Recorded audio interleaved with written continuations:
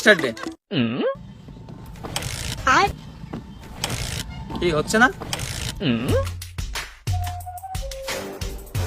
এবার স্টার্ট দে।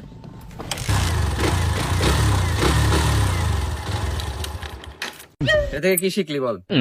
আপনি বলেন ভাই।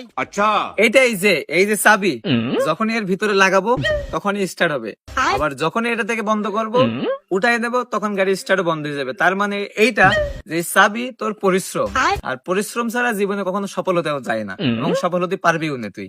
তো এখন থেকে পরিশ্রম করা শিখ, ঠিক আছে? 1 মিনিট।